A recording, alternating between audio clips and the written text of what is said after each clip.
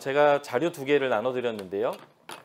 하나는 언약과 성전이라는 도표이고 하나는 창조와 구원이라고 하는 이 도표입니다. 제가 이 강의하려고 하는 내용의 골자가 이 도표 안에 들어 있습니다. 그래서 성경 안에 있는 어떤 내용들을 디테일하게 다루기에는 우리에게 주어진 시간이 너무 적기 때문에 성경 전체를 관통하는, 그래서 성경 전체를 볼 수 있는 관점이라고 할 수 있는 언약적 관점 또는 구속사적 관점, 그리고 그 언약과 구속사 안에 담겨 있는 하나님의 성품의 입장에서 보는 성경, 그리고 그 성경이 어떻게 일관되게 처음부터 끝까지 하나님의 성품에 근거한 하나님의 구원의 역사, 그 구원의 역사가 그냥 단순히 하나님의 일방적인 어떤 것이 아니라 사람과 하나님과, 사람과 자연 만물과의 언약, 관계죠. 관계 안에서 이 구원이 어떻게 풀어지는가. 그래서 구원 자체가 언약적이고 관계적이기 때문에 우리 인간이 살아가는 삶 자체가 그래서 관계적이죠. 그래서 구원은 관계 안에서 오는 것 같아요. 그래서 신약을 여러분들이 배우실 때 예수님이 늘 얘기하세요. 어떻게 하면 영생 얻겠습니까? 무엇이 율법의 가장 큰 계명입니까? 라고 물을 때마다 율법의 10계명의 5계명부터 10번째까지의 계명인 사람 사이의 관계적 계명을 말씀하시면서 이렇게 하면 돼 라고 얘기하고 계세요. 그러니까 구원이 하나님과의 관계만으로 풀어지는 게 아니라 사람과의, 타자와의 삶을 통해서 네가 구원받았느냐 안 받았느냐, 구원받은 백성의 삶을 살고 있느냐 살고 있지 않느냐, 네 구원은 그 타자를 통해서 온다는 거예요. 그것을 아주 극명하게 보여준 책이 누가복음입니다. 부자가, 나사로가 굶고 헐벗고 있고 몸이 막 헐어서 병이 들어 있는데 전혀 그 나사로를 향한 그 배려가 없었어요. 100% 지옥 간다 뭐 이런 식으로 그냥 이렇게 딱 얘기해 버리는 거죠. 부자가 소출이 엄청 많아졌어요. 그래서 평소보다 더 많은 소출을 얻어냈을 때 어떻게 처신하느냐가 그에게 굉장히 중요한데, 그의 고민의 끝은 더 큰 창고를 짓고 쌓자 였거든요.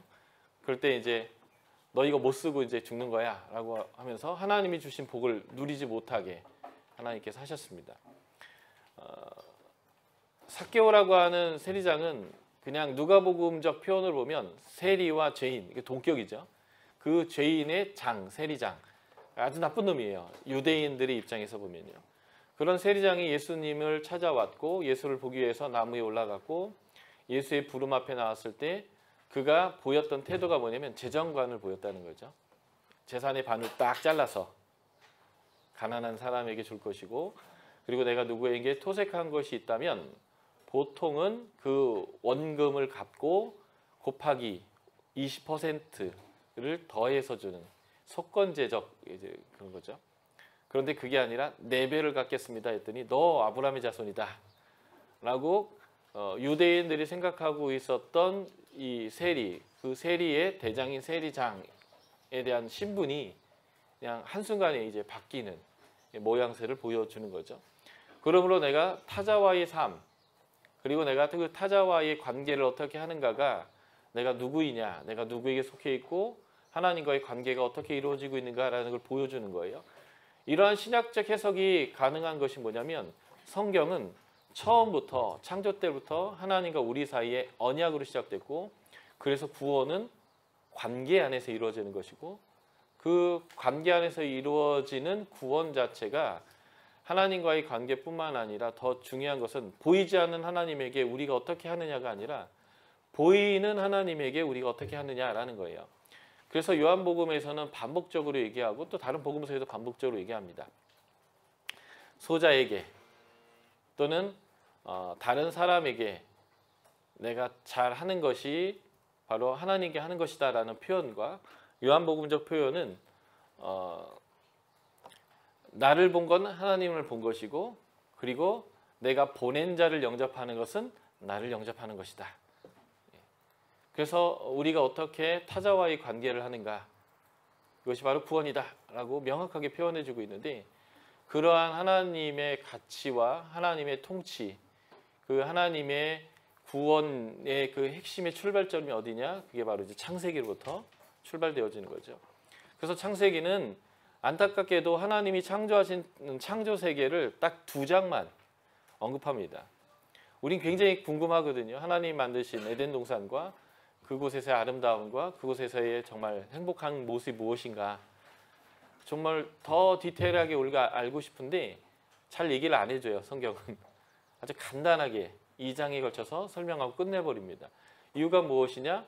이미 그것을 잃었기 때문에 잃어버린 자들에게 그것을 찾아주기 위한 하나님의 구원의 이야기를 풀어내는 게 중요하기 때문에 이 에덴 동산을 길게 얘기하면 사람들은 에덴 동산까지만 읽고 지옥 갈 수 있어요. 정말 중요한 내용들을 못 읽고. 그래서 그것을 몇 권에 걸쳐서 자세하게 설명하지 않고 간단하게 설명하고 그것을 잃어버린 사람들에게 구원하는 얘기가 그래서 창세기 3장부터 요한계시록까지 얼마나 하나님이 애를 쓰셨는지를 설명하는, 포기하지 않고 그 일을 계속하셨는지를 설명하는 그 회복의 이야기들을 계속 이야기하고 있는데, 그래서 이것을 구속사라고 표현하죠. 이 하나님의 구속사는 정확하게 언약적 관점, 관계 안에서 이루어진다라고 하는 것이 성경에서 보여주는 내용입니다. 그래서 이 강의의 제목은 구속사로 보는 구약, 그리고 언약적 관점으로 보는 구속사, 이렇게 볼 수 있겠다라는 것입니다. 성경은 언약의 책입니다. 우리는 성경을 2개로 나누면 구약과 신약이라고 표현되죠. 성경에서는 구약이라는 말은 등장하지 않습니다. 그런데 여러분들이 최근에 배웠던 예레미야서 31장 31절 이후에 하나님께서 내가 너희의 남편 되어서도 너희가 나를 버렸으므로 내가 새 언약을 주겠다. 이 새 언약이란 말이 신약이라는 말이 되겠죠. 그래서 이 새 언약이라는 단어에 비추어서 구약 성경을 이제 우리가 구약이라고 일컫게 됩니다. 그래서 성경은 신약, 구약, 신약 이렇게 2권으로 되어 있어요. 그런데 이것을 풀어 얘기하면 옛날에 맺었던 언약과 새롭게 맺어진 언약 이렇게 되어지는 거죠. 그러므로 이 2개의 반복 단어는 언약이라는 거예요. 그러니까 성경은 언약이라는 거죠. 처음부터 끝까지 언약이라는 것을 우리가 안다면 성경은 그래서 언약적으로 푸는 것이 제대로 된 성경을 보는 결이다라고 볼 수 있겠고요. 성경에서 우리가 봐야 되는 아주 중요한 언약들이 있는데 그 언약들이 바로 창조 언약, 노아 언약, 아브라함, 이삭과 야곱의 언약, 시내산 언약. 시내산 언약과 같은 언약이 제2세대, 출애굽한 2세대에게 주어졌던 모압 언약이죠. 출애굽 1세대와 2세대를 가르는 것은 지금 우리가 얘기하는 다음 태어난 아이들 이런 개념이 아니고 출애굽할 당시에 이미 애굽에서 태어났다라면 1세대, 그리고 출애굽 이후에 태어났다면 2세대 이렇게 나눌 수 있는데 더 명확하게 자르면 이런 거죠. 시내산에서 하나님과 언약을 맺을 때 군대로 계수된 사람이 정확한 1세대예요. 그러니까 애굽에서 태어났어도 20살 미만의 사람으로 하나님 군대에 계수되지 않으면 2세대가 되는 거죠. 그러니까 정확히 얘기하면 3세대라는 개념은 없어요. 우리가 출애굽 2, 3세대 이렇게 표현을 하지만 좀 더 정확하게 표현하려면 출애굽 3세대라는 표현은 없는 거예요. 그러니까 1세대는 시내산 언약을 맺었고요. 2세대는 모압 언약을 맺었고 여호수아와 함께 가나안에 들어간 사람들. 이렇게 우리가 이제 정리하면 더 좋을 것 같습니다. 어쨌든 시내산 언약은 모압 언약과 묶여져 있고 이 모압 언약의 완성은 언약식이 없었기 때문에 모압 평지에서 말이죠. 그 언약을 신명기 자체에서 유보하죠. 가나안 땅에 들어가거든 세겜에서 하자라고 했기 때문에 그래서 모압 언약과 세겜 언약은 이렇게 하나로 뭉쳐서 표현되어져 하는 것 같습니다. 그리고 다윗 언약, 하나님이 다윗과 맺은 언약이죠. 이 다윗 언약과 병행되는 언약이 있다면 그것은 솔로몬이 타락한 후에 하나님이 북이스라엘을 10지파를 주고 떼어냈는데 이 북이스라엘의 첫 왕인 여로보암과 맺은 언약입니다. 이것은 다윗 언약과 똑같은 언약이죠. 쉽게 설명하면 이런 거예요. 죄는 솔로몬이 졌는데 왜 나머지 10지파가 벌을 받아서 하나님 나라에서 쫓겨나야 하는가? 우리는 남북이 대치하는 상황에 놓여 있어서 남북 이스라엘을 볼 때에 누가 시키지 않아도 너무 자연스럽게 남유다가 우리 편이고 북이스라엘은 북한 빨갱이 같은 적국이다라고 하는 사고를 아주 누가 가르쳐주지 않아도 그냥 자연스러운 도식으로 그려냅니다. 그런데 거기에 이제 성경적 내증으로 북이스라엘은 하나님 앞에서 선한 왕이 하나도 없었다 이렇게 나오면 이게 확증이 되는 거예요, 내 안에. 그래서 북이스라엘이 버려진 나라처럼 마치 벌을 왜 남유다가 받아야 되고 솔로몬이 받아야 되는데 왜 북이스라엘이 받는가? 절대 그렇지 않은 것이죠. 우리가 성경을 우리의 관점으로 읽을 때 이런 오해를 보여주는 거예요. 성경은 명확하게 얘기합니다. 솔로몬 때문에 남유다가 폭삭 망했다고요. 옛날이고 지금이고 국력은 역시 인구에서 나옵니다. 숫자가 많아야 돼요. 그래서 내수도 잘 돼야 되고 그래야 전투력도 나오고 모든 게 나오는 거죠. 그런데 하나님이 남유다에게 유다 지파에게 붙여준 지파는 베냐민 지파밖에 없습니다. 그 베냐민 지파는 12지파 중에 가장 숫자가 적은 지파입니다. 가장 숫자가 적은 이유는 우리가 사사기에서 배웠지만 전쟁통에 싹 죽고 남자가 600명밖에 남지 않았던 그런 지파이기 때문에 그렇죠. 그러니까 인구적으로 폭삭 망했고요. 남유다가 차지하고 있는 땅은 비옥한 땅이 거의 없습니다. 좋은 땅, 비옥한 땅, 목초지, 그리고 평야 이런 것들은 대부분 북이스라엘로 다 넘어갔죠. 그러니까 사실은 폭삭 망한 거예요. 그래서 하나님은 남유다를 폭삭 망하게 했지만 버리니까요. 그러나 북이스라엘을 버린 게 아니라 다윗 언약과 똑같은 언약으로 똑같은 하나님과의 관계 안에서 살아가도록 하나님이 해주셨는데 그게 바로 여로보암 언약입니다. 나중에 우리가 한번 이 맥락에 가서 보겠지만 여로보암과 맺은 언약은 다윗과 하나님과 맺은 언약에 단 1도 차이 나지 않는 똑같은 언약을 갖습니다. 그래서 제가 다윗 언약과 여로보암 언약을 병행성산 안에 놓은 거예요. 그러니까 북이스라엘이든 남유다든 하나님 입장에서는 크게 차이가 나지 않습니다. 원래 하나님과 언약의 백성이고 두 나라 다 시내산 언약에 기반을 한 하나님의 나라인데 남유다에게 벌을 주려고 하니까 하나님이 남유다에게 벌을 주고 너희는 버려진 게 아니고 오히려 너희가 장자 지파이고 장자 나라다라는 것들을 보이는 거죠. 그래서 북이스라엘을 부를 때 뭐라고 불러요? 에브라임아라고 부르는 거죠. 요셉 지파가 장자이고 요셉 지파의 장자권이 차자인 에브라임에 넘어가기 때문에 에브라임이라고 부르는 것은 우리가 생각하는 것과는 너무 다르게 구속사가 다윗과 예수 그리스도로 흘러가긴 하지만 하나님은 여전히 북이스라엘을 그리고 북이스라엘의 유다 지파를 장자로 삼아서 정통성을 거기에 주고 있다는 거예요. 문제는 정통성을 줬다고 할 때에 그 정통성이 증명되는 것은 다윗처럼 순종할 때 증명되는 거죠. 북이스라엘은 그 정통성을 가졌다 하더라도 순종하지 않았기 때문에 정통성이 증명되지 않고 정통성이 없었을 뿐입니다. 제가 굉장히 싫어하는 말이 있어요. 그게 뭐냐면 장자교단이라는 표현입니다. 물론 제가 군소교단의 목사여서 그런 건 아니고요. 장자교단이라는 그 자부심은 좋지만 진정한 장자교단이라고 하는 그러한 증명은 어떤 것을 통해서 이루어질까요? 제대로 된 하나님의 백성의 삶, 그 교단이 제대로 된 하나님의 백성의 모습을 보여줄 때 그것이 증명되는 거죠. 이게 제가 가끔 얘기했더라. 에브라임아 부르고 너에게 정통성을 주겠다라고 얘기해도 208년 동안 19명의 왕이 일관되게 신실하게 하나님을 버리고 여로보암이 세웠던 송아지를 섬긴다면 그 정통성이라는 것은 휴지 조각보다도 가치가 없는 존재가 되어진다는 거예요. 그러므로 장자교단이라는 이런 표현은 무엇과 동일시되어야 되냐면 철저하게 하나님의 종이 되어지고 철저하게 하나님의 백성으로 산다는 것이고요. 그 철저하게 하나님으로 백성으로 산다는 것은 복음서를 공부해 보면 하나의 단어로 크게 보면 두 개의 단어지만 제가 강조하고 싶은 하나의 단어로 집약돼요. 그게 뭔지 아세요? 겸손입니다. 낮아지는 것. 소자를 영접하는 것. 그래서 부자가 나사로를 영접하는 것. 그래서 작은 자에게 물 하나라도 대접하는 것. 작은 소자 하나로 실족하지 않은 것. 실족시키면 연자맷돌 메고 가서 자살을 해버려야 하는 것이 차라리 나은 이런 모습들이죠. 그래서 제자들이 잘못하는 게 있잖아요. 애들을 사람들이 축복기도 받으려고 예수에게 데려왔더니 꾸짖잖아요.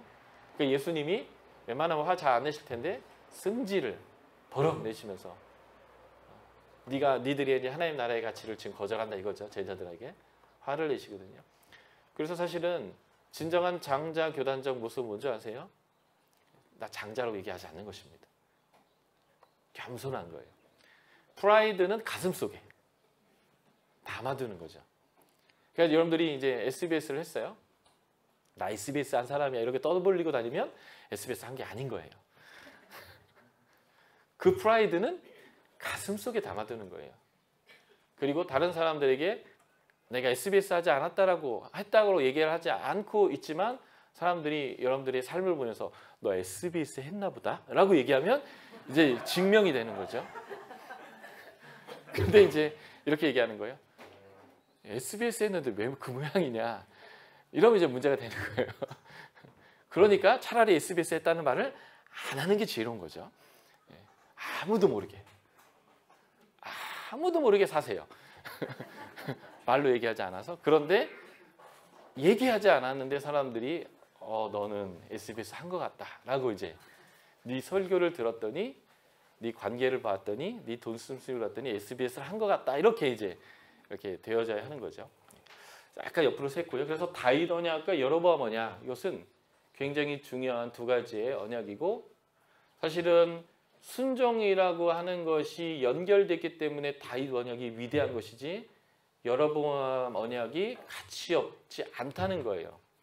결과적으로 여로보암 언약이라고 하는 것이 여로보암의 길이라는 말과 만나면서 완전히 값어치 없는 언약이 되어버렸지만 하나님이 그러한 값어치 없는 언약을 주신 게 아니라 우리가 어떻게 하나님 앞에서 순종하느냐가 그 하나님과의 관계 안에서의 언약이 값어치가 있게 되느냐라고 하는 것을 결정한다라고 하는 것이죠. 그게 아주 중요하고요. 그런데 이 다윗 언약과 여로보암의 언약에도 불구하고 결국 도찐개찐 두 나라가 다 망했을 때 하나님이 새 언약을 주셨다는 것. 그것이 바로 이제 신약을 통해서 예수 그리스도의 탄생과 그분의 순환, 부활, 승천, 제자들에게 성령이 임하시고 그 제자를 통해서 첫 아담과 하나님과 이제 함께 맺었던 그 언약이 회복되면서 첫 아담처럼 우리가 이제 세상 가운데서 세상을 정복하고 다스리고 경작하고 보존하는 이 삶을 이제 살아나가고 있는 시대, 이게 이제 바로 이제 신약인데 그렇게 이러한 언약적 관점으로 전체를 이끌어져 나가는 것, 이것이 이제 성경이 보여주고 있는 핵심이고, 그래서 성경은 이런 언약적 관점을 가지고 성경을 읽어내야만 성경이 말하고자 하는 바의 핵심을 우리가 제대로 읽어낼 수 있다라고 하는 것이고, 바로 이 하나님이 쓰고 있는 이 구속사가 창조했지만 그 창조가 깨어졌다는 거예요. 크리에이션이 디크리에이션 된 거죠. 그럴 때 하나님은 포기하지 않고 새롭게 그 구원의 일들을 하셨는데 성경은 이것을 재창조다라고 표현한다는 것입니다.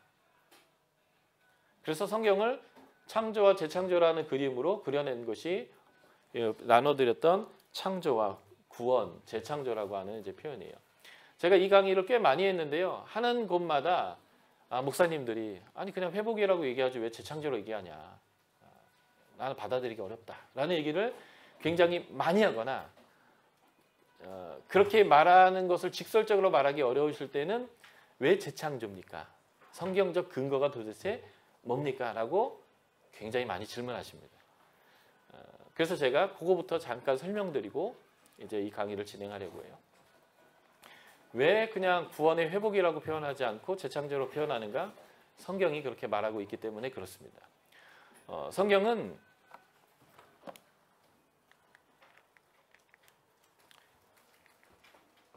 창조 언약으로부터 시작해서 새 언약의 완성인 새 하늘과 새 땅으로 끝나게 되는데요.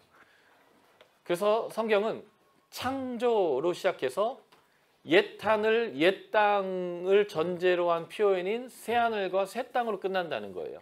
그래서 성경은 창조에서 시작해서 창조로 끝납니다. 이것을 우리가 SBS의 관찰 기법 중에 하나인 인클루지오라고 표현하는 거죠. 인클루지오는 이 괄호 구조죠. 그래서 여기서부터 여기까지는 이런 내용입니다라고 한정 짓는 거예요. 시편 8편 하나님의 창조가 얼마나 아름다운지요 라는 말로 시작해서 얼마나 아름다운지요 라고 끝나잖아요. 그러니까 시편 8편은 하나님의 창조의 아름다움에 대해서 설명하는 거잖아요. 그런데 그 하나님의 창조의 아름다움에 대한 설명 중에 그 안의 내용을 봤더니 제6일의 인간 창조, 그거에 대해서 얘기하죠. 그런데 제6일의 인간 창조에 대해서 다윗은 얘기했는데 그것을 히브리서 기자는 예수 그리스도로 그것을 연결시키면서, 왜냐하면 가장 인간다운 인간이 예수님이기 때문에 그래요. 이게 무슨 말이냐면 인간을 하나님의 형상으로 만들었어요. 하나님 자녀로 만들었는데 이 인간이 하나님의 형상을 거절하고 사단의 자녀가 됐죠. 그래서 하나님의 자녀가 직접 내려오셔서 사단의 자녀가 된 인간을 원래 창조의 모습인 하나님의 자녀로 되돌리는 하나님의 아들이 인간이 되셔서 오셨기 때문에 이 인간 창조의 아름다움의 가장 극치적인 인간은 예수가 되기 때문에 이렇게 이제 예수로 풀어내면서 인간 창조의 아름다움에 대해서 이제 얘기하죠. 어쨌든 창조 그 학시점 안에 그 창조 중에 어떤 부분을 강조하냐, 이 일종의 인클루즈잖아요. 성경이 바로 창조 이렇게 인클루즈 되어 있어요. 그러니까 성경은 창조의 책이라는 거예요. 그런데 창조가 깨어졌을 때 구원이란 그 창조를 회복하는 것이다 라고 성경 전체가 말하고 있기 때문에 구원은 재창조라는 거고요. 새하늘과 새 땅이라는 표현이 요한계시록에 나오는데 이 요한계시록에 나오는 새하늘과 새 땅이라는 표현은 사도 요한의 아이디어가 아니라는 거예요. 물론 모든 성경 저자의 용어는 하나님으로부터 온 것이겠지만 그것을 표현해낼 때 하나님이 요 말로 해라라고도 표현할 수 있지만 그 사람이 갖고 있는 언어적 표현법으로 또 표현될 수도 있잖아요. 그런 의미에서 보면 사도 요한의 표현이라기보다는 다른 저자의 표현인데 그게 누구예요? 이사야의 표현입니다. 얼마 전에 배운 거죠. 이사야서. 우리 조진호 간사님께서 잘 풀어주셨는데 이사야서 65장에 보면 새하늘과 새 땅에 대한 표현이 나오기 시작하는데 그때 반복적으로 어떤 단어가 나오냐면 새하늘과 새 땅을 창조한다. 창조라는 단어가 두 번 반복돼요. 새하늘과 새 땅인 단어와 맞물려 가지고요. 그러니까 지금 새하늘과 새 땅은 회복되는 게 아니라 창조되는 거예요. 완전히 새롭게 되는 거죠.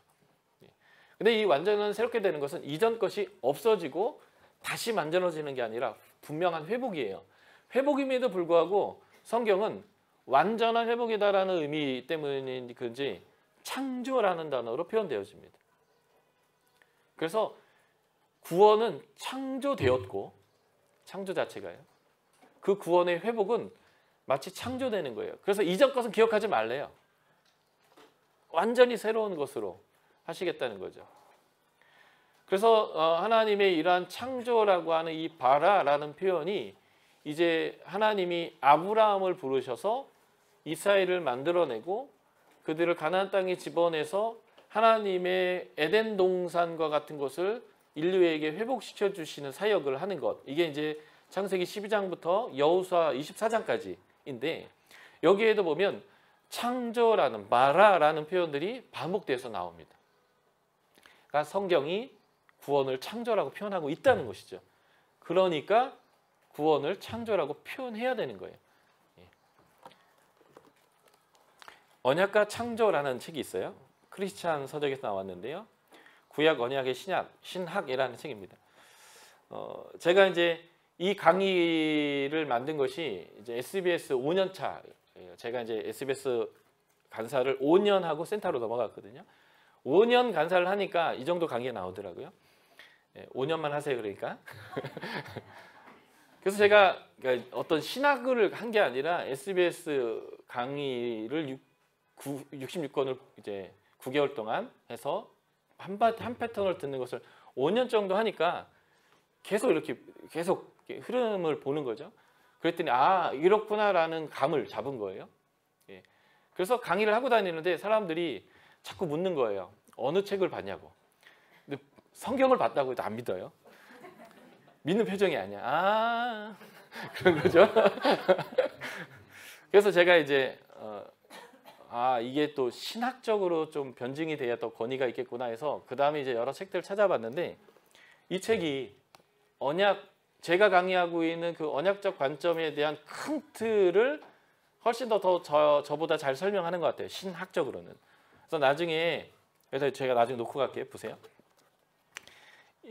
SBS 정도를 마쳤으면 이 정도 책 하나를 이렇게 딱 읽어주면 여러분들이 그 9개월 동안 차트들이 퍼즐처럼 이렇게 굴러다니지 않고 정리가 될 수 있을 것 같아요. 물론 제가 정리해드리고 싶은데 이틀 저는 이게 쏟아놓고 가는 거니까 한번 들어보시고 차분하게 정리하실 때는 이런 책 한 권 정도는 여러분들이 정독해 주시면 아주 크게 여러분들이 도움이 될 거예요.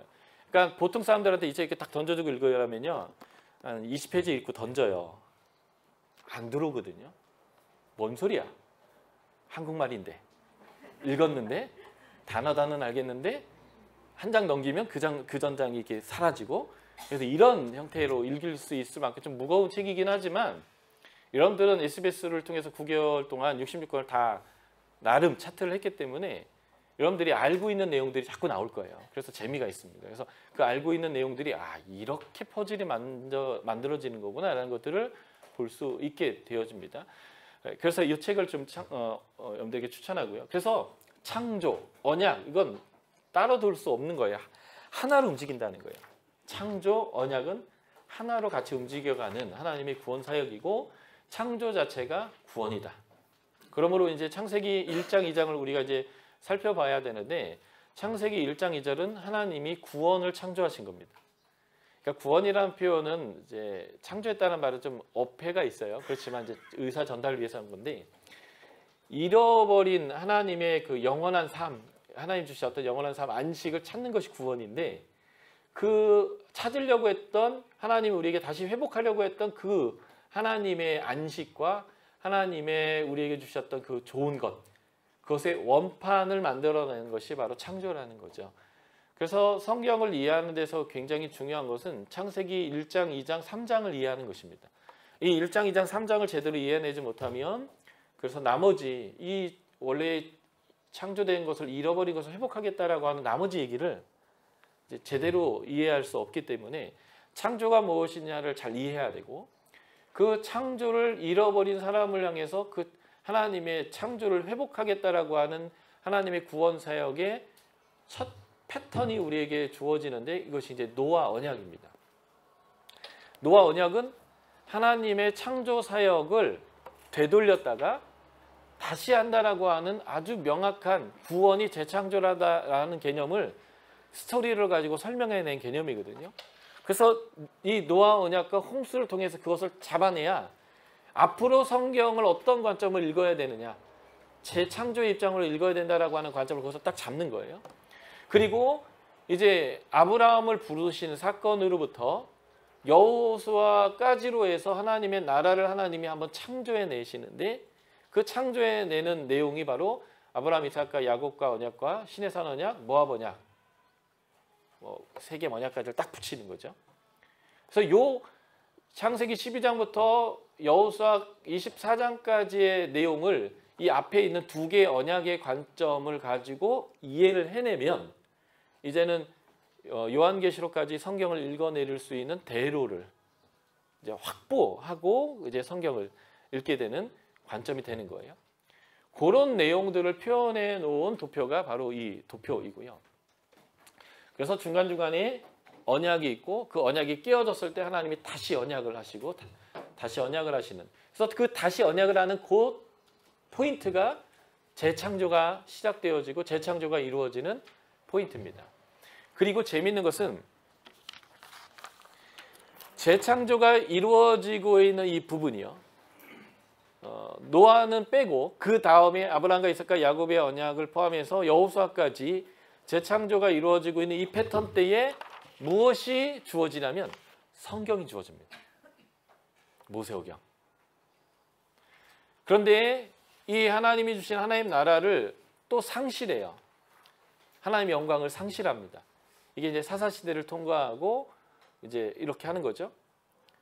그럴 때 하나님이 다시 언약을 주시는 것이 다윗 언약이고 하나님 나라를 다시 회복하는 건데 이 맥락에서 주어지는 게 또 뭐냐면 성경이 주어져요. 그래서 여러분들하고 저 관점이 좀 다를지 모르겠는데 여호수아를 저는 여호수아가 썼다고 생각하지 않아요. 좀 더 뒤에 썼다고 생각하거든요. 그래서 여호수아부터 사무엘 상하까지가 바로 이 다윗 언약을 기점으로 한 재창조의 시점. 하나님이 사사시대를 종식하고, 사사시대를 종식한다는 게 뭐냐면 하나님이 없는 시대, 구원이 없는 시대, 하나님의 안식이 없는 시대를 하나님이 버림받았음에도 불구하고 하나님이 찾아오셔서 다시 하나님의 창조와 언약과 하나님의 안식을 회복하는 그 시점에 하나님이 인간에게 하나님의 역사, 하나님이 하시고 있는 일이 무엇인지를 알려주고 그 알려주시는 내용에 따라서 그 흐름에 동참해서 하나님의 창조와 안식 안에 거하도록 하나님이 주시는 게 있어요. 그게 구두로 주는 선포도 있지만 책으로 묶여서 주어진다는 거예요. 그래서 이 다윗 언약, 여기 재창조의 네 번째 패턴이죠. 이때 주어지는 책들이 여호수아부터 저는 사무엘상하라고 생각합니다. 그랬음에도 불구하고 솔로몬이 타락하고 여로보암이 타락하고 계속 왕들이 타락하고, 그래서 하나님이 이들을 떠날 수밖에 없어서 북이스라엘로부터 떠나고, 아모스서에서 배우죠. 그 5개의 마지막 그 묵시적 환상 중에 5번째가 그 성전 문지방을 무너뜨리고 하나님이 영광이 떠나는 것이고, 그리고 그것에 대한 대조적인 표현으로 다윗의 장막의 회복이라고 하는, 성전을 부시고 다윗의 장막에 회복을 주는, 하나님의 영광이 되돌아온다, 그 얘기거든요. 이들이 하나님의 영광을 떠나보냈던 어떤 장소인 여로보암이 만들었던 황금송아지를 음란하게 섬기는 그 성소를 하나님이 부셔버리고 다윗과 언약을 맺으면서 그 어떠한 제의도 제사도 없었던, 그러나 하나님과 친하게 지내고 하나님과 함께 하나님의 나라를 만들어냈던 그 핵심의 장소, 다윗의 장막을 회복한다는 이 얘기. 그러니까 영광이 떠나는 거죠. 그리고 영광이 돌아온 얘기. 솔로몬 성전이 무너질 때 영광이 떠나는 것을 에스겔이 보는데, 그러나 하나님의 영광이 다시 돌아서 여호와 삼마 여기 있다 하는 얘기. 이제 아모스서와 이 에스겔서를 연결시켜서 북이스라엘 남유다 이렇게 연결하시면 되는데, 그런 시점에 성경이 또 쏟아져 나와요. 북이스라엘에 대한 예언들, 남유다에 대한 예언들. 그러니까 구약 성경이 언제 쏟아져 나왔느냐라는 거예요. 그게 바로 이 도표에 의하면 재창조의 시점에, 하나님이 버림받은 시점에 하나님이 상처받지 않고 다시 찾아오셔서 그 하나님 나라를 다시 쓰겠다고, 너희가 거절한 안식을 내 의지에 의해서 다시 주겠다고, 다시 그래서 너희 가운데 내 통치를 내가 미쳐서 너의 삶 안에 하나님의 그 아름다움을 주겠다라고 하는 그 시점에 언약이 등장하고 성경들이 등장하는 그런 패턴인 거죠. 그 패턴을 묶어놓은 것이 이제 패턴 형태로는 이렇게, 이것을 좀 더 언약적인 강조점의 입장에서는 이렇게 제가 이제 도표로 그려낸 것인데요. 이미 66권을 다 하셨기 때문에 제가 무슨 말 하는지를 잘 이해하실 거예요. 그래서 이제 요 관점으로 이틀 저희가 설명을 같이 나눌 것이고, 특별히 그래서 제가 여러분들에게는 창세기부터 여호수아까지의 부분을 굉장히 강조할 것입니다. 왜냐하면 그것이 전체를 읽어내려가는 패턴이기 때문에 그렇고요. 그래서 중요한 언약 중에 창세기에 담겨있는 언약이 참 많아요. 창조 언약, 노아 언약, 아브라함, 이삭과 야곱의 언약. 이것이 요한계시록까지 미치는 하나님의 구원과 언약과 하나님의 성품의 근간을 이제 잡아주는 것이고요. 바로 이 하나님의 언약의 기반에 의해서 실제 인간 역사 안에 하나님의 나라가 세워지고 하나님의 통치가 이루어지는 땅이 주어지고, 하나님의 통치가 도대체 무엇인가라는 것을 감정의 상태가 아니라 아주 명문화된, 아주 구체적인 하나님의 법으로서 등장하게 되는데, 이게 바로 시내산 언약과 모압 언약이 됩니다. 그리고 그 시내산 언약과 모압 언약을 주어졌던 하나님이 그 언약의 성취의 마침표로 땅까지 주어지는 얘기가 이제 여호수아까지 넘어가는 거죠. 사실은 가장 좋은 것은 여호수아까지 넘어가지 않고 신명기쯤에서 땅 정복까지 그냥 확 끝내버렸으면 제일 좋은데 끝까지 이것들이 하나님을 신뢰하지 않으니까 이 여호수아까지 간 거예요. 그래서 창세기 12장부터 여호수아까지가 하나의 이 세상 가운데 하나님의 나라가 실제적으로 세워졌던 실예로서의 패턴으로 이제 이루어지게 되는데, 그래서 창세기 12장부터 여호수아까지를 이해하는 것이 나머지를 이해하는데 중요한 거예요. 왜냐하면 샘플이니까요. 그래서 구약이든 신약이든 뭐만 얘기하면 요 근간에서 샘플로 나와요. 불순종하면 민수기 얘기하고요. 예. 계속 샘플이 여기서 나와요. 하나님이 너희와 함께 하신다 그러면 하나님이 너희 위에 장막을 치실 거다. 하나님이 너희에게 만나를 내릴 것이다. 뭐 이런 식의 표현으로 나머지 구약과 신약에서는 하나님의 나라를 설명하든 하나님의 구원을 설명하든 하나님의 싸워주시는 전쟁을 설명해도 10가지 재앙과 홍해의 사건, 그리고 바산왕 옥과 시온과 아모리 왕 시온과 했던 사건들, 요단강을 건너간 사건들, 가나안 땅 가운데서 하나님이 여리고를 무너뜨렸던 사건들, 뭐 이런 식의, 이걸 여호와의 전쟁이라고 표현하는데 여기에서 샘플링을 계속 가져와요.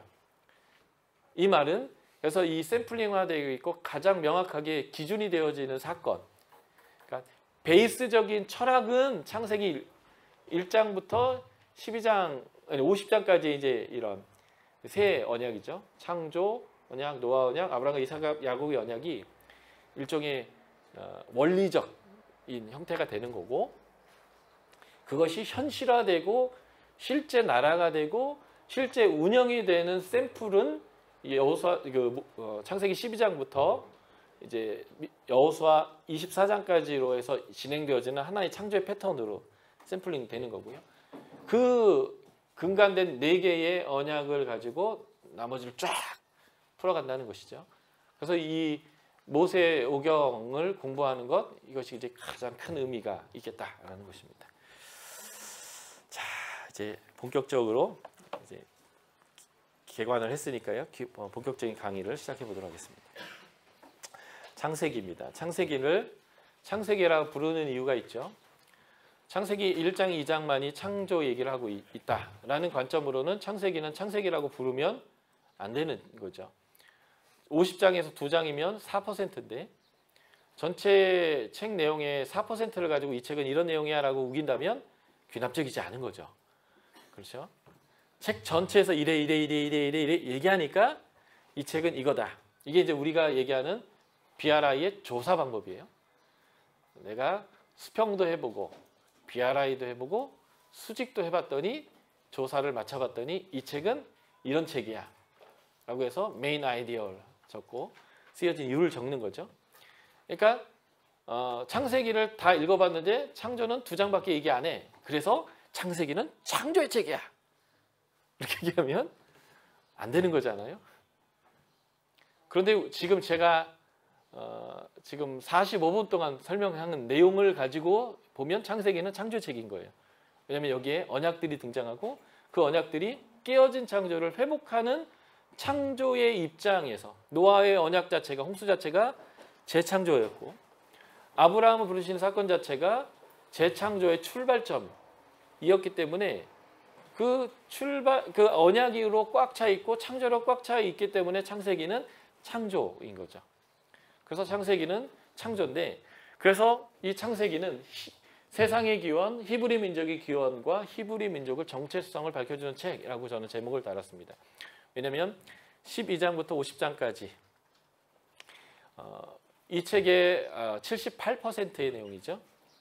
이게 히브리 민족이 어떤 과정을 통해서 하나님의 어떤 계획 하에서 만들어졌냐를 설명하기 때문에 창세기는 창조를 위한 책이라는 큰 틀도 있지만 더 세부적으로 들어가면 히브리 민족을 창조해서 히브리인들의 나라를 창조하는 얘기고, 그 히브리 민족의 나라를 창조하는 얘기가 원래 하나님의 나라를 회복하는 과정인 거죠. 이 민족을 통해서 모든 민족이 하나님 나라 되게 하는 전략을 사용하기 때문에 이 민족의 창조 얘기가 모든 민족을 창조하는 얘기의 출발점, 과정이죠. 그래서 이 과정을 거쳐서 모두가 하나님 나라 되는 창세기 1, 2장의 창조의 회복으로 가는 과정으로 설명되어지는 거죠. 그래서 창세기는 핵심은 히브리 민족의 기원과 히브리 민족의 정체성. 누구냐? 왜 하나님이 이들을 만들었느냐? 이들의 사명은 무엇이냐? 그리고 이 민족을 만들어서 이 민족에 이 사명을 주신 하나님의 계획은 뭐냐라는 거예요. 구원이라는 거죠. 그 구원이 뭐냐? 첫 창조를 회복하는 거예요. 그래서 첫 창조 얘기하고 첫 창조 잃어버린 얘기하고 그 첫 창조를 뒤집어 봤지만 회복해 봤지만 여전히 하나님을 거절하는 이야기. 그게 이제 홍수 얘기고 그래서 하나님이 작정하고 이 민족을 만들기 위해서 아브라함을 불러냈다는 얘기로부터 그래서 하나님의 약속을 지켰다라고 하는 여호수아까지 얘기를 쭉 연결하는 거죠. 그러므로 창세기는 이 민족의 정체성, 기원, 이 민족은 도대체 뭐냐라는 거예요. 이게 왜 필요한가요? 이 창세기의 원독자들이 광야에 있기 때문에 그렇죠. 광야에서 불황자로 사는 거예요.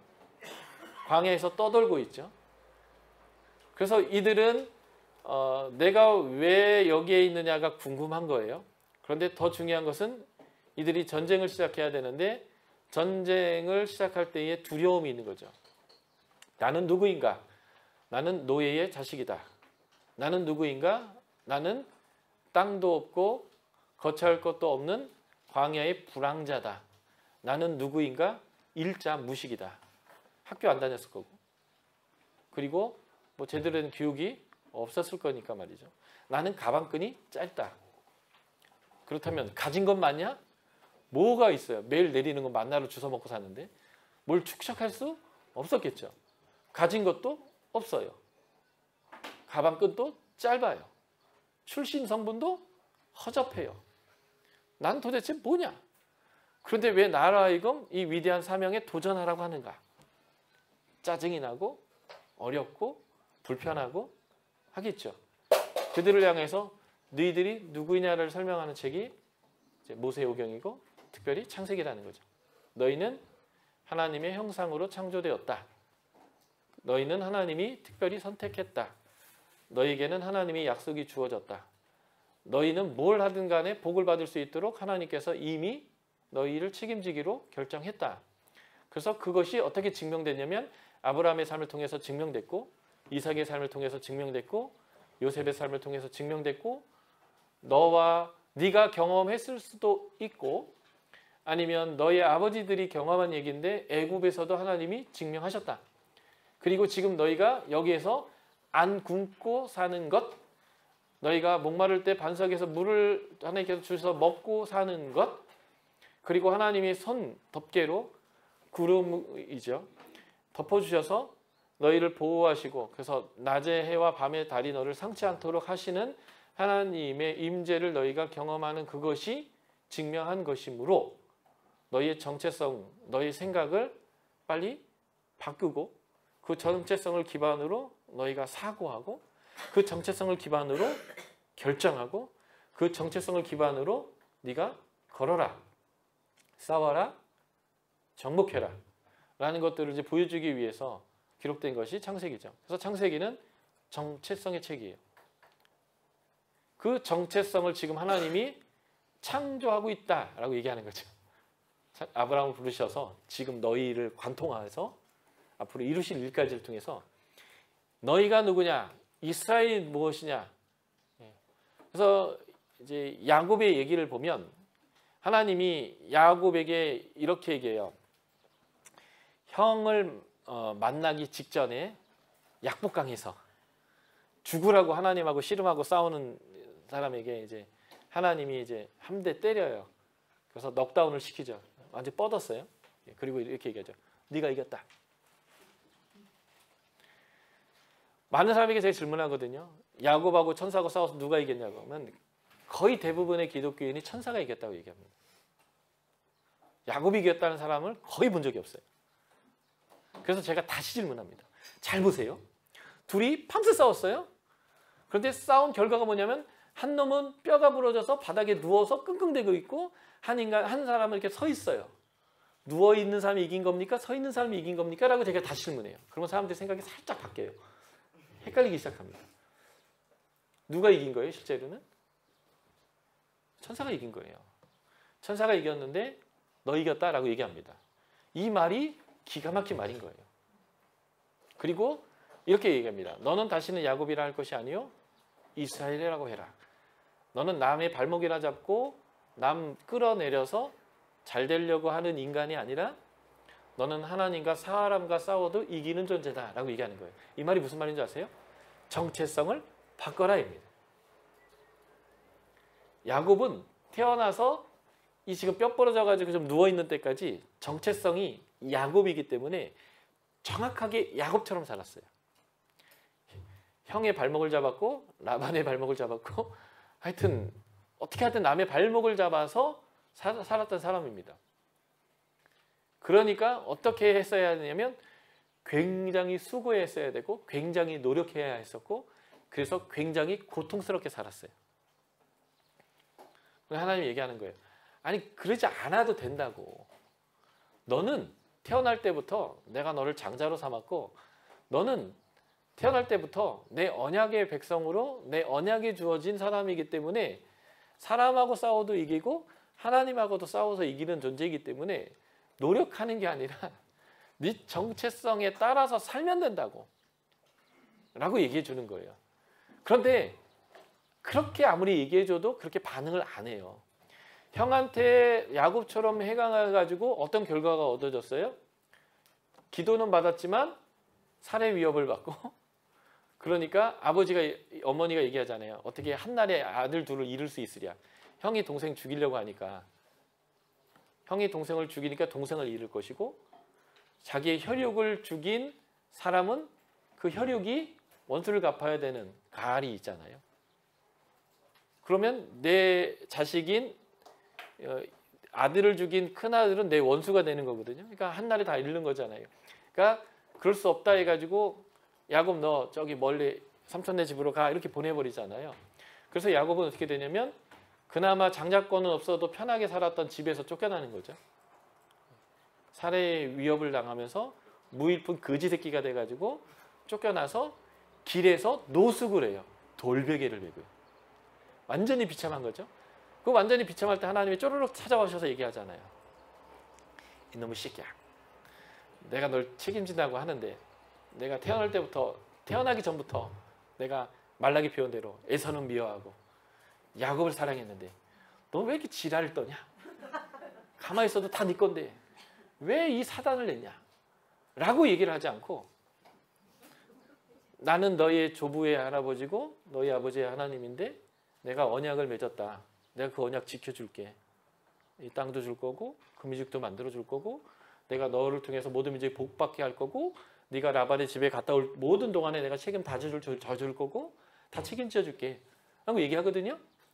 그래도 라반 집에 가서 얼마나 야곱처럼 구는지 몰라요. 막 까가지고 먹고 꼴고 막 계속 그러거든요. 근데 하나님이 복을 주세요. 그리고 이제 집으로 돌아가라 라고 하는 거죠. 집으로 돌아갈 때 문제가 생기는 거예요. 뒤에서는 라반이 잡으러 오고 앞에서는 형이 잡으러 오고 일부러 하나님이 거기다 직면시켜 놓은 거죠.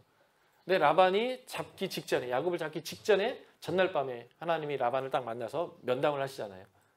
너 야곱을 만나서 선악간 옳다 저렇다 뭐 얘기하지 마. 죽여버린다 뭐 이러면서. 그러니까 라반이 와가지고 아무걸 못하거든요.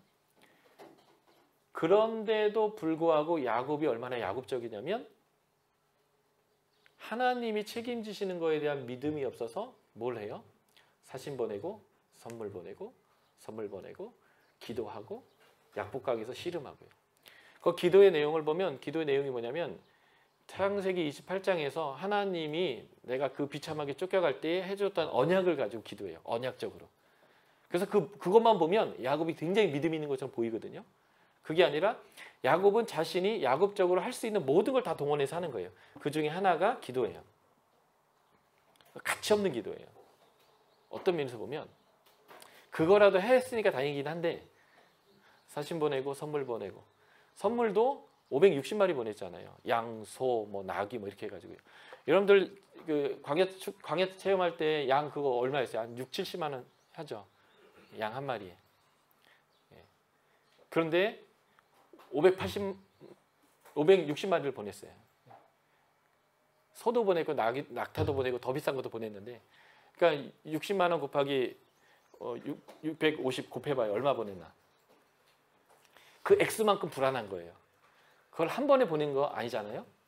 먼저 보내고 또 보내고 또 보내고 또 보내고 계속 보냈어요. 언제요? 언약을 가지고 기도한 다음에. 기도해서 믿어야 되잖아요. 근데 자기의 야곱적 방법을 계속 쓰는 거예요. 그래도 안 되니까 뭘 해요? 가족들 다 넘겨보내고 약속하에서 씨름한 거예요. 하나님이 기가 막힌 거죠. 이놈의 새끼가 믿음이 너무 없는 거예요. 그래서 밤새 씨름했는데도 얘가 믿음이 없으니까 아예 뼈를 부셔가지고 뉘어버린 거예요. 그리고 기가 막힌 말을 하는 거죠. 네가 이겼다. 그러니까 결국 너는 이길 거야. 그러니까 이제 제 표현을 쓸게요. 이 지랄을 안 해도 너는 이미 이긴 거고 이길 거고 계속 이길 건데 왜 네가 이러는지 모르겠다고. 왜 이러겠어요? 정체성입니다. 내가 누구인지를 모르니까 노력해야 되는 거예요. 애써야 하는 거예요. 무슨 방법을 동원해서든 어떻게든 해봐야 되는 거예요. 이미 이겼는데. 그러니까 이렇게 표현하는 거예요. 다시는 야곱이라고 하지 말라고 너를 야곱이라고 생각하지 말라고. 야곱의 정체성 위에 너를 세워놓지 말라고. 너는 이스라엘이라고. 하나님하고 싸워도 이기고 사람하고도 싸워도 이긴다고. 너는 이기는 존재라고 얘기하는 거예요. 근데 지금 야곱이 뭘 구하고 있어요? 살려달라고. 그런데 하나님이 지금 뼈를 뿌리시는 거죠. 야곱이 사신 보내고 선물 보내고 기도하고 다 했을 때 지금 답이 없는 거예요. 그래서 지금 씨름을 하는 거거든요. 그래서 지금 형이 들이닥쳤을 때에 야곱이 사용할 수 있는 남아있는 마지막 방법은 뭐냐면 스피드. 도망가는 거예요. 아주 빠르게. 그런데 방금 야곱이 하나님과 천사와 씨름해서 잃어버린 게 뭔지 아세요? 스피드를 잃었어요. 여기가 고관절이 부러졌기 때문에 절뚝발이가 됐다고요. 이제는 야곱이 의지할 수 있는 마지막 보루인 스피드까지 잃어버린 거예요. 그래서 지금 딱 누워있는데 하나님이 너 이겼다라고 얘기하는 거예요. 근데 실제 형이 오니까 아무것도 못하잖아요. 이런 얘기들이 지금 원독자에게 들려주면서 뭘 얘기하는 거예요? 나는 노예야, 노예 자식이야, 나는 광야의 불황자야, 나는 가방끈이 짧아, 나는 가진 것이 없어, 내가 무엇을 할 수 있으랴? 라고 하는 말 하지 말라는 거예요. 이 나라 이름이 뭐예요? 지금 이 백성 이름이? 이스라엘이요. 하나님과 싸우도 이기는 위대한 존재. 그 위대한 존재로 서라. 이 전쟁은 이미 이겼어. 라고 얘기해 주는 거죠. 이런 식의 얘기가 아브라함, 이삭, 야곱, 요셉의 얘기 안에 그냥 다 담겨 있는 거죠. 쭉 다 담겨 있어요. 그래서 창세기는 정체성의 책이에요. 내가 누구인가라는 것을 아는 거죠. 그래서 그 정체성이 바뀌자마자 달라지는 거예요. 결과가. 요단강을 건너기 시작하고 여리고성이 무너지기 시작하고. 그래서 여호수아서에서 가장 중요한 반복 단어는 손이란 단어죠. 손. 여호와께서 이스라엘의 손에 맡겼다. 이 표현이 엄청 나와요. 그래서 여러분들 차트 보고 손이란 반복 단어를 안 찾았으면 찢어버리세요.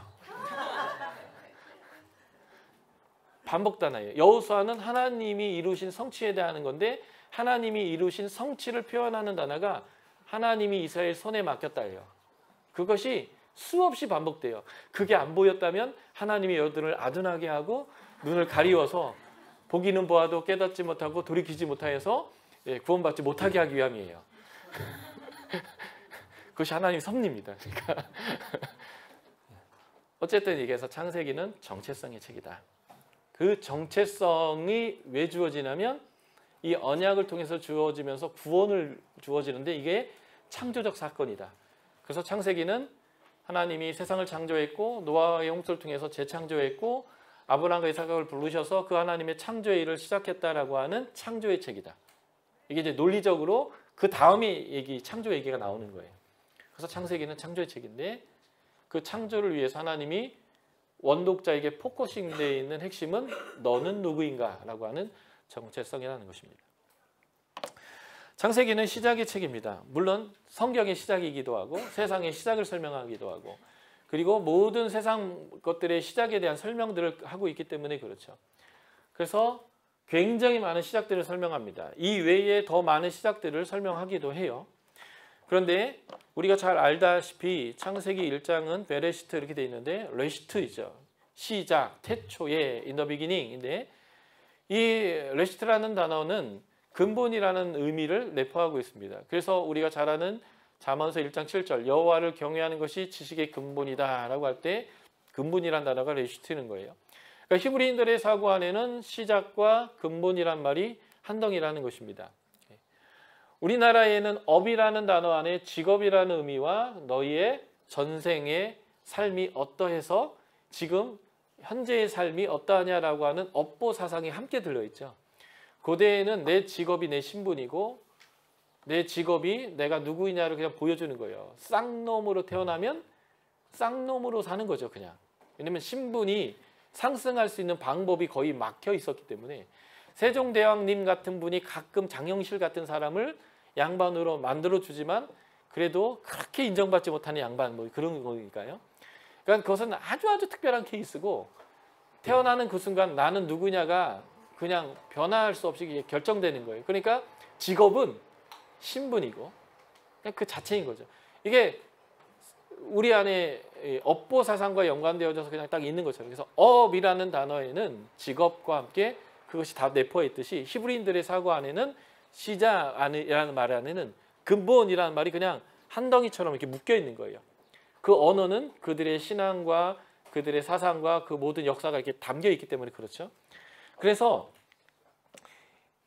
이 창세기에서의 시작을 공부하는 게 굉장히 중요합니다. 여러분들이 이제 창세기 공부하실 때 앞으로 공부하실 때는 창세기에서 무엇이 시작되었는가라는 것을 주제 연구를 하시는 게 굉장히 중요해요. 무엇이 시작됐는가 쭉 찾아보는 거죠. 그래서 예를 들면 옷이 어떻게 시작됐느냐 하는 거예요. 패션이 어떻게 시작됐는가. 인간이 디자인한 옷의 시작과 하나님이 디자인한 옷의 시작이 달라요. 인간이 디자인한 옷의 시작은 하나님을 거절해서 오는 수치심과 부끄러움을 가리기 위한 자신의 본질 자체가 가치 없다고 생각되니까 하나님과의 관계가 끊어져서 그 수치심을 가리기 위한 거였습니다. 그런데 가려지지를 않았죠. 그런데 하나님이 디자인한 옷이 있어요. 그것은 제사와 관련된 것이고 예수 그리스도의 모형으로 되어진 것인데 근본적인 우리의 수치와 부끄러움을 가리는 것이죠. 그래서 옷의 시작 안에 이러한 근본적인 구원과 관련된 이야기들과 우리의 부끄러움과 수치에 대한 것이 설명되어져. 그래서 하나님과 가까워지면 우리의 부끄러움이 가려질 뿐만 아니라 우리는 하나님의 영광이 되죠. 우리 자체가 영광스러워지기도 하고 우리의 그 영광스러움이 하나님의 영광이 되어지는 옷이라는 그 시작 안에 이게 다 담겨 있거든요. 그러니까 이 시작을 관찰하는 게 굉장히 중요해요. 천지만물의 시작에는 천지만물의 근간이 담겨 있죠. 하나님이 창조하셨다. 하나님이 주인이다. 하나님이 통치하신다. 그러니까 모든 것은 하나님의 주권대로 움직여간다라고 하는 천지만물에 대한 가장 근본적 설명이 이 시작 안에 담겨 있는 거죠. 인류가 시작돼요. 그래서 인류는 어떤 존재이고 어떤 가치를 갖고 인류의 사명은 무엇이고 하나님과의 관계 안에서 이것들은 어떻게 이루어지는가라고 하는 인간의 시작 얘기 안에 인간의 본질이 거기에 담겨 있어요.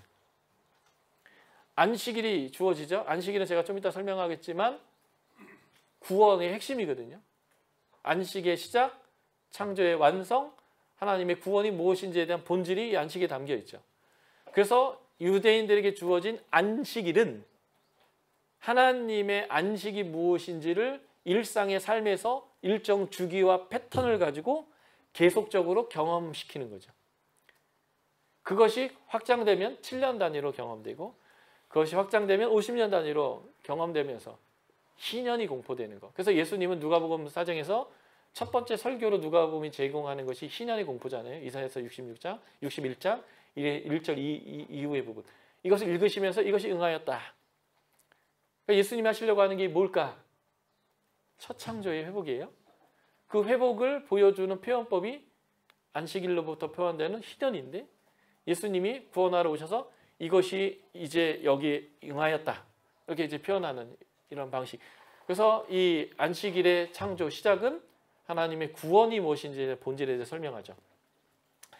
결혼에 대한 시작은 하나님과 우리의 관계가 무엇이고 언약이 무엇이고 어떻게 하나님과의 관계하는가라고 하는 그 근본적인 그 언약적 관계를 보여주는 최초의 공동체이고 최초의 관계입니다. 제가 오늘 길게 설명했죠. 구원은 관계라고요. 타자와의 삶에서 증명되고 타자의 삶 안에서 구원이 실현되고 타자와의 삶에서 구원은 경험되어진다고요. 그래서 이 창세기에서 창조 언약과 함께 묶여서 이 가정 언약, 결혼 언약을 살펴보는 게 굉장히 중요하죠. 죄의 시작 안에는 죄가 무엇인지, 사단은 어떤 존재인지, 죄는 어떤 속성을 갖는지, 그래서 죄는 어떻게 확산되어지는지, 그래서 죄는 어떠한 결과를 맺는지에 대한 가장 근본적인 설명이 여기서 담겨지고 있고, 그래서 요한계시록 주체도 사단을 얘기할 때 옛뱀 이런 식으로 창세기로 돌아가는 거죠. 그래서 요한도 죄에 대한 속성을 얘기할 때 보암직하고 먹음직하는 이 표현들이 이제 요한일서에 표현되는 거잖아요. 안목의 정욕, 이생의 자랑, 뭐 이런 식으로. 구원의 시작, 창세기 3장 15절. 예수 그리스도의 십자가가 계시되는 부분이죠. 여자의 후손이 뱀의 머리를 상해서 그 권세를 파괴하는 부분들. 이런 식으로 창세기에는 근본을 다루고 있어요. 그래서 창세기의 근본 중의 근본이 뭐냐면 창조 언약, 노아 언약, 아브라함, 이삭, 야곱의 언약. 일 뿐만 아니라 이러한 모든 시작에서의 근본적인 얘기들을 담아내고 있죠. 그래서 이런 부분들을 창세기에서 관찰하는 것은 굉장히 중요하겠다라는 것입니다. 그래서 창세기는 아까도 얘기했지만 첫 창조를 얘기하고 있고 요한계시록은 마지막 창조를 얘기하고 있어요. 그래서 창세기와 요한계시록을 비교하면 하나님 첫 하늘과 첫 땅, 처음 안식, 생명나무와 강, 그리고 남편과 아내. 근데 이것이 잃어버리잖아요. 이것을 회복하는 그림. 이게 새하늘과 새 땅이고 이게 바로 새로운 창조다라고 우리가 이제 인클루즈어로 성경 전체를 볼 수 있는 거죠. 대조적으로 보면 그 잃어버림이죠. 사단이 승리하고 심판이 선언되고 하나님이 감추어지고 모두에게 죽음이 오고 생명나무로 실과로 가는 문이 닫히면서 이제 모든 문이 닫힌다면 이것의 반전이 이루어지는 것이 새 창조로서의 요한계시록이 보여주고 있는 완성적 그림이죠. 밤낮 문이 열려 있어요. 모든 사람이 들어오게 되어 있습니다. 거기에는 생명나무와 강이 있고 거기에 하나님의 보좌가 있죠.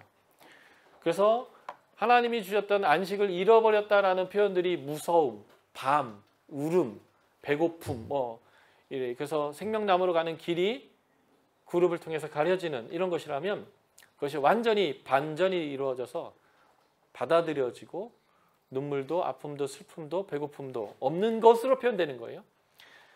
천국 가서 닭을 야식으로 먹을 수 있는 기대는 크게 안 하시는 게 좋죠. 그래서 자냐 안 자냐 이런 것들은 신인 동형 동성설적 표현처럼 천국을 표현해주는 하나의 방식인 것이죠. 그래서 눈물이 정말 없을지 사실은 눈물이 기쁠 때도 나거든요. 기쁠 때 눈물이 안 나면 이것도 짜증이 나는 거죠. 그리고 배고픔은 굉장히 소중한 거예요. 왜냐하면 그 이후에 먹는 밥이 세상에서 제일 맛있기 때문에 그래요. 배고픔을 못 느낀다는 것, 그것은 맛있는 것을 못 먹는다는 얘기거든요. 그러니까 이 표현을 문자적으로 생각하시지 말았으면 좋겠어요. 사람들이 볼 때에 안 좋은 상황의 반대로 설명하면서 천국은 가장 안식을 경험한다라는 것을 표현하는 표현법으로 이해하시면 좋겠습니다. 그래서 창세기에 나오는 에덴 동산은 결국 무엇인가? 하나님이 우리에게 주시는 구원의 원판과 원형을 표현하는 표현 방식이다라고 이해하면 좋겠다는 것입니다. 그래서 다윗 언약이 깨어져 가고 그래서 하나님이 이제는 아모스 므낫세 시대 때에 다윗과의 언약도 이제는 내가 더 이상 붙들지 않고 이 유다를 엎어버리겠다라고 하는 그 시점에 원독자에게 기록된 이사야는 하나님이 새로운 것을 창조하겠다. 그것은 새하늘과 새 땅이다. 이전 것은 기억하지 마라. 그래서 그 새로운 것을 창조하시는 주체는 여호와의 신이 임한 다윗의 후손으로 오는 메시아다. 그 메시아는 공의로운 통치를 할 거다. 정의가 세워질 것이다. 이게 이제 이사야서 11장 1절부터 5절까지의 내용인데 그 메시아의 공의로운 통치를 통해서 이루어지는 양태를 표현하는 표현법이 바로 에덴 동산적 표현인 거예요. 나니아 연대기에서 보면 곰이 말을 하잖아요. 그죠?